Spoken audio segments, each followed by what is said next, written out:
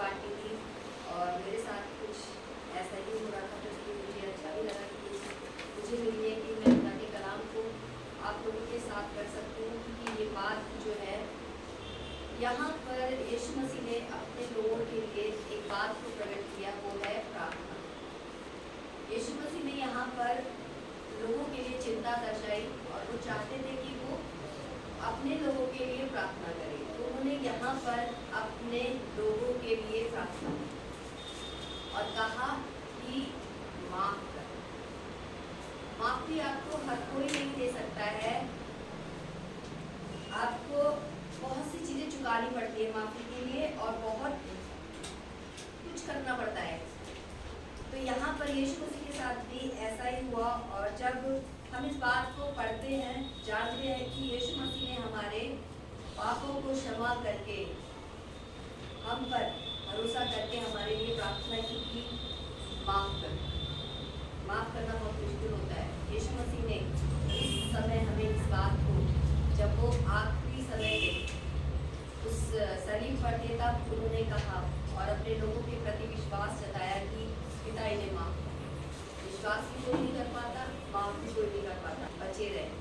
आज भी हम इस संसार में हैं और पाप करते हैं, बार बार उन चीज़ों को दोहराते हैं। सब चीज़ें बताई जाती है, सिखाई जाती है, लेकिन फिर भी हम पाप करते हैं। यीशु मसीह के साथ भी उस समय ऐसा ही हुआ कि कुछ लोगों ने दोष लगाया, कुछ लोगों ने मारा पीटा, कुछ लोगों ने बहुत कुछ कहा, लेकिन यीशु मसीह ने एक शब्द नहीं कहा, वरन ये कहा कि वो माफ कर। और पिता और दया भर दी। खोजों के प्रधान ने दानियल से कहा, मैं अपनी स्वामी राजा से डरता हूँ, क्योंकि तुम्हारा खाना पीना उसी ने ठहराया है।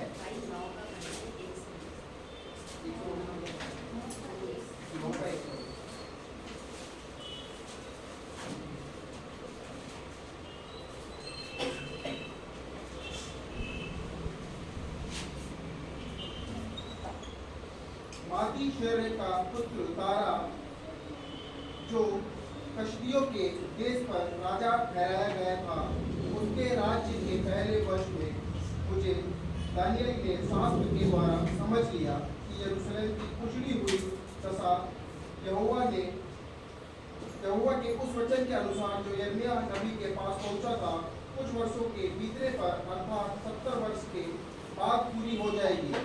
तब मैं अपना मुख प्रभु परमेश्वर की ओर करके गिड़गिड़ाहट के साथ प्रार्थना करने लगा और उपवास कर टाट पाई रात में बैठकर वरदान मांगने लगा। मैंने अपने परमेश्वर यहोवा से इस प्रकार प्रार्थना की और पाप का अंगीकार किया, हे प्रभु, तू महान और न्याय योग्य परमेश्वर है, जो अपने प्रेम रखने और आज्ञा मानने वालों के साथ अपनी वाचा को पूरा करता और करुणा करता रहता है। हम लोगों ने तो पाप, कुटिलता, दुष्टता और बंधुता किया और तेरी आज्ञाओं और नियमों को तोड़ दिया है, जो तेरे दास नबी लोग, हमारे राजाओं, हाकिमों, पूर्वजों, सब साधारण लोग नाम से बातें करते हैं, उनकी हमने नहीं सुनी।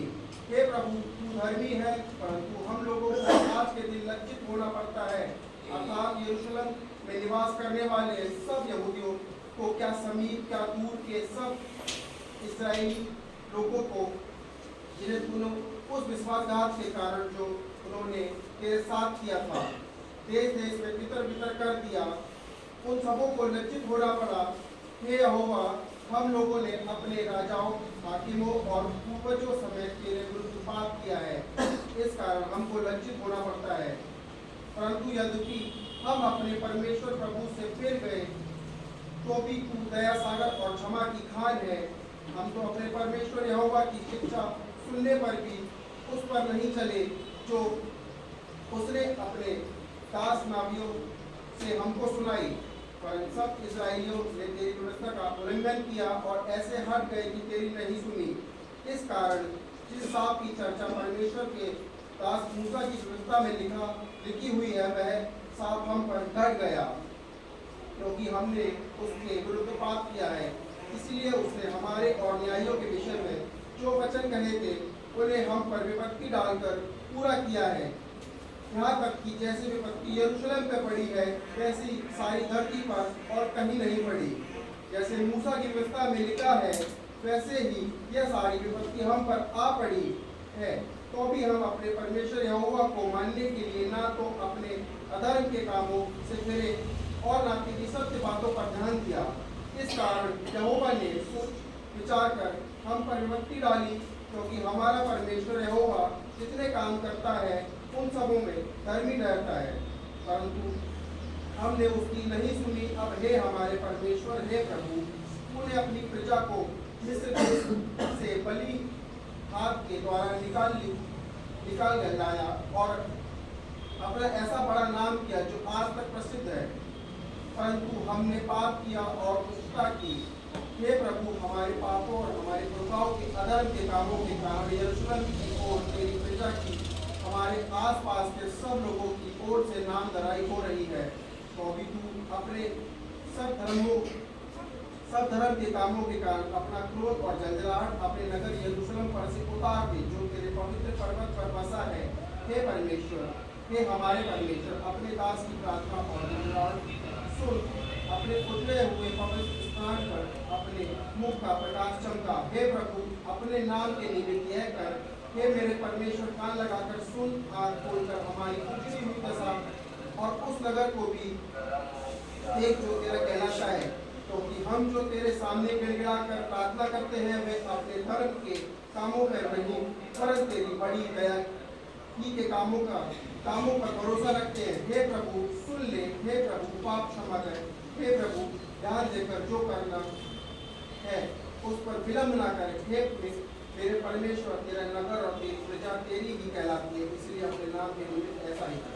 परमेश्वर का धन्यवाद करती हूँ इस कलाम के लिए कि मैं पढ़ तो कुछ और रही थी, तैयार तो मैं कुछ और कर रही थी, लेकिन ऐसे ही पढ़ते पढ़ते आत्मा ने मुझे भरा और इस बात से भरा कि यहाँ पर दानियल जो था वो अपने लोगों के लिए प्रार्थना कर रहा था।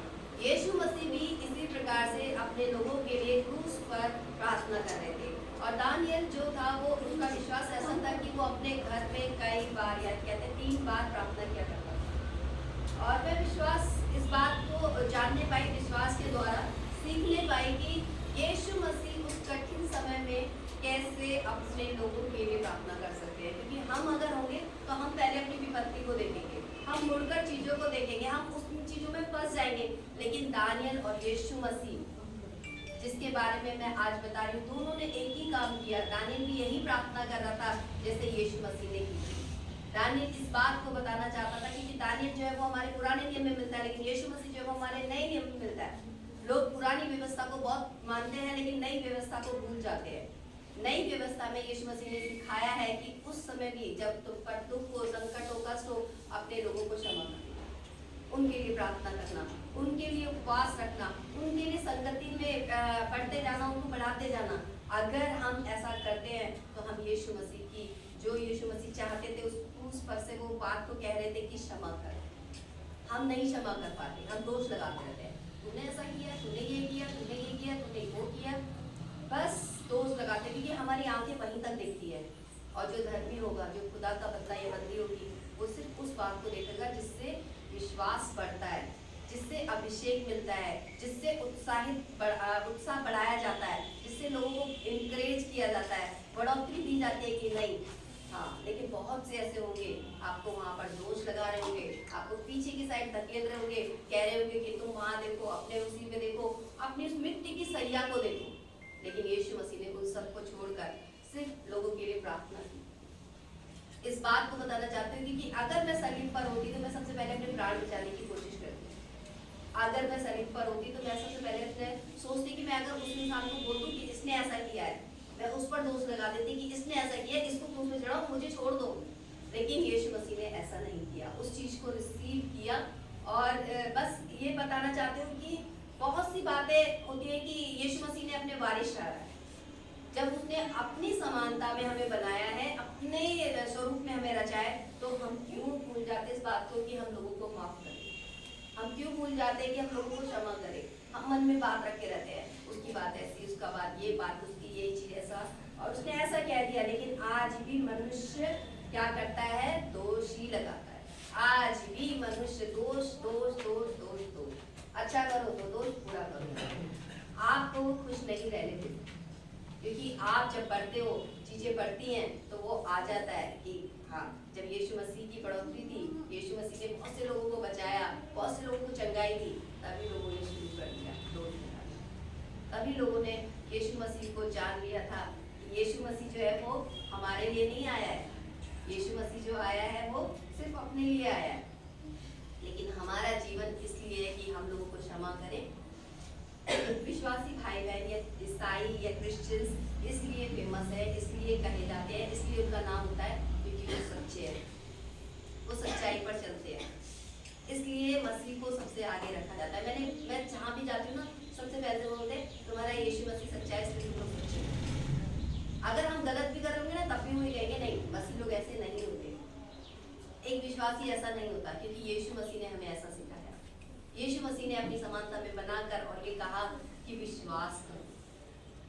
जब आज के दिन में बहुत से लोग उस चीज को सेलिब्रेट करेंगे, लेकिन मेरे लिए ये बात है, उस समय जब यीशु मसीह का सफर गुजर रहा होगा तो उस समय कितना दुख हुआ होगा, लेकिन आज हम सब इतने आनंद के साथ इस जगह पर बैठे हैं और इस बात को सुन रहे हैं कि यीशु मसीह ने अपनी जान क्यों दी। इसलिए दी कि हम गुनहगार लोग माफ किए, जो हम पाप में पड़े थे वो हम हमारे क्षमा कर सके। इस बात को कि उसने आपको वारिश बनाया, अपनी समानता में बनाया, आपसे प्रेम किया है, अपना प्रेम प्रकट किया है, विश्वास सिखाया है आपके प्रति, और सिर्फ लोगों को क्षमा किया। यीशु मसीह का ऐसा जीवन था। और इस बात को बताकर मैं यहीं पर खत्म कर देना चाहती हूँ, क्योंकि यीशु मसीह संबंधों को बनाने आया था, संबंध को सुधारने आया था, ना कि संबंध को बिगाड़ने आया। ये बात मैंने जानी इस दानियल की किताब से, दानियल की किताब से, दानियल के जीवन से पढ़ा, तो यीशु मसीह को जाना कि यीशु मसीह हमारे लिए कितनी प्रार्थनाएं करते थे, कितनी दुआएं करते थे कि मेरे लोग, मेरे कौम बचाई जाए। आज भी खुदा के जो लोग हैं, जो नबी है, सब मिलकर उस खुदा के काम को कर रहे हैं। और मैं विश्वास करती हूँ कि खुदा ने मुझे छुड़ाया, आपको भी छुड़ाया, आप सबको बरकत दी है, इसलिए कि अच्छा संबंध कर सके, हम संबंध में अच्छे बढ़े, हमारे संबंध खराब ना हो, हम अपने आप को झुका लें, नम्र और दीन हो जाए। हमने यीशु मसीह के जीवन से इस बात को सीखा है और विश्वास भी करते हैं कि यीशु मसीह आज भी हमारे जीवन में उन क्षमा को और पापों को क्षमा करते हैं और आज भी हमारा उद्धार करते हैं।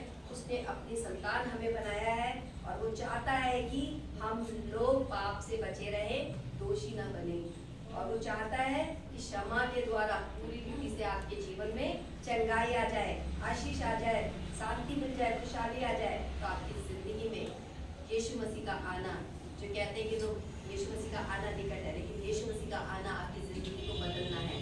क्या आप आज अपने आप को इस बात में माने और कहें कि प्रभु मैं माफ करती हूँ, मैं उन बातों को क्षमा करती हूँ कि प्रभु जो मेरे जिंदगी में हो रही है, मैं चाहती हूँ कि प्रभु आप मुझे क्षमा करें।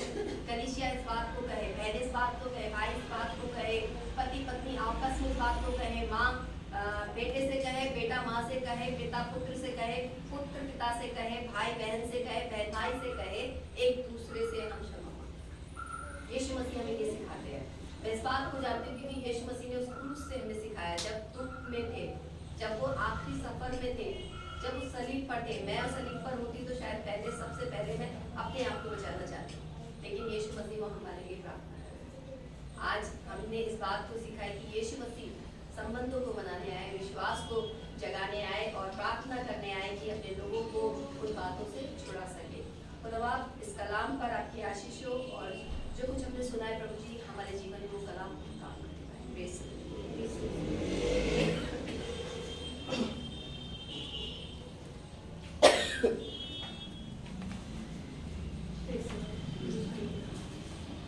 धन्यवाद देते हैं इस समय के लिए जो आपने दिखाया है, सब कुछ आप जीवित और महान परमेश्वर है प्रभु जी, आपको धन्यवाद देती हूँ। धन्यवाद देती हूँ अच्छे वचन के लिए प्रभु